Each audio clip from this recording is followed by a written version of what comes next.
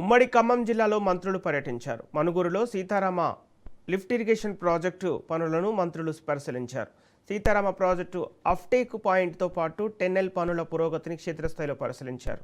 Project పనుల వేగవంతానికి తీసుకోవాల్సిన చర్యలపై అధికారులతో సమీక్షించారు. గోదావరి జలాలను పూర్తి స్థాయిలో వినియోగించుకుంటామని మంత్రి ఉత్తమ్ కుమార్ రెడ్డి తెలిపారు. సీతారామ లిఫ్ట్ ఇరిగేషన్ ద్వారా సుమారు 4 లక్షల ఎకరాలకు సాగునీరు అందించడమే లక్ష్యమని పేర్కొన్నారు. సీతారామ ప్రాజెక్టు పనులను త్వరితగతిన పూర్తి చేసి రైతులకు ప్రయోజనం చేకూరేలా చర్యలు తీసుకుంటామని మంత్రి వెల్లడించారు.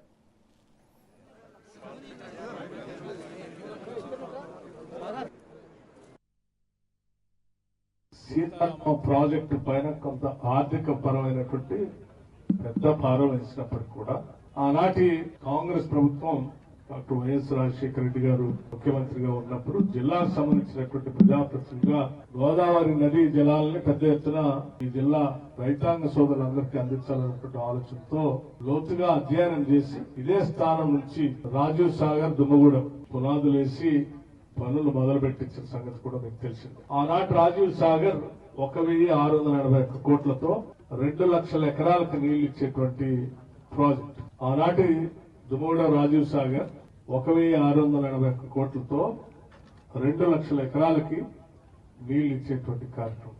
దాంట్లో ఇది ఒక భాగంగా తీసుకొని ఇదే గోదావరి నది పైన కొంత దూరం దిగువ భాగంలో రుద్రం కోట దగ్గర ఇందిరా సాగర్ లిఫ్ట్ ఇరిగేషన్ ఇంకోటి ప్లాన్ చేసి గోదావరి అట్లాగే శబరి నది 2 నదులు అనుసంధానం అయ్యే దగ్గర రుద్రం కోట దగ్గర అక్కడ పునాదులేసి పనులు ప్రారంభించి దానికి 1824 కోట్ల రూపాయలతో 2 లక్షల ఎకరాలు. అది కూడా ఇందిరా సాగర్ రుద్రం కోట దగ్గర అమౌంట్ శాంక్షన్ అమౌంట్ 1824 కోట్ల రూపాయలు, 2 లక్షల ఎకరాలు. మొత్తంగా 2 ప్రాజెక్టులు కలిపి 4 లక్షల ఎకరాలకి 3500 కోట్ల రూపాయలతో 505 కోట్ల రూపాయలతో 3505 కోట్ల రూపాయలతో 2 ప్రాజెక్టులని కంప్లీట్ చేసి ఈపీసీ సిస్టమ్ ద్వారా ఈ జిల్లాకి 4 లక్షల ఎకరాలు గోదావరి నీళ్లు ప్రవహించడం కోసం ఆ 2 ప్రాజెక్టులు మొదలు పెట్టడం జరిగింది.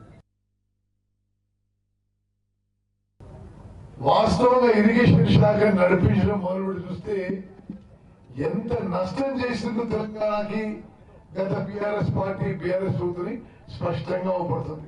మీరు గోదావరి నది మీద చూడండి, కట్టిన తుమ్మడి ఎత్తి దగ్గర అంతకుముందు మళ్ళీ రీఇంజనీరింగ్ రీడిజైనింగ్ పెట్టి ఆ ప్రాజెక్ట్ ని మేడిగడకు షిఫ్ట్ చేసి ఆ 38,000 కోట్ల అయ్యే ప్రాజెక్ట్ కాస్ట్ ని 1,00,000 కోట్లకు ఇచ్చారు. ప్రాజెక్ట్ కాస్ట్ పెంచితే కమిషన్లు పెరుగుతాయి. ఆ ప్యాటర్న్ ఏదైతే ఉందో తుమ్మడి ఎత్తు నుంచి మేడిగడకు షిఫ్ట్ చేసిన ప్యాటర్న్ గతంలో రాజీవ్ సాగర్ ఇందిరా సాగర్ ప్రాజెక్టు మొదలుపెట్టి ఏ విధంగా కేవలం 1,500 కోట్లతో పూర్తయ్యే పనులు పూర్తిగా వదిలేసి ఇప్పుడు 19,000 కోట్లతో సీతారామ సాగర్ ప్రాజెక్టు 4,500 కోట్లతో సీతమ్మ సాగర్ బ్యారేజ్ వర్క్లు చేపట్టాల్సిన అవసరం వచ్చింది. వాళ్ళ 10 ఏళ్ల హయాంలో దేవాదుల ప్రాజెక్టు పూర్తి చేయలేదు. ఇప్పుడు ఆ పెద్ద మనుషులు మాట్లాడుతుంటే సిగ్గుపడాలి. మీకు ఒక లెక్క చెప్తున్నాను. ఆ 10 ఏళ్లలో ఇరిగేషన్ పై 1.81 lakh crores ఖర్చు పెట్టి కాళేశ్వరంలో నామమాత్రం ఆయకట్టు కూలిపోయింది. దేవాదుల వాళ్ళు అధికారంలో వచ్చిన రోజు పెండింగ్ లో ఉండే, వాళ్ళు దిగిపోయిన రోజు కూడా పెండింగ్ ఉండే. ఈ సీతారాం సాగర్ ప్రాజెక్ట్ విషయంలో 8,500 కోట్లు ఖర్చు పెట్టిర్రు, ఒక్క ఎకరా కూడా ఆయకట్టు ఇవ్వలే. మరి ఇది వాళ్ళ ఘనకార్యం అని చెప్పి నేను మనం చేస్తున్నా.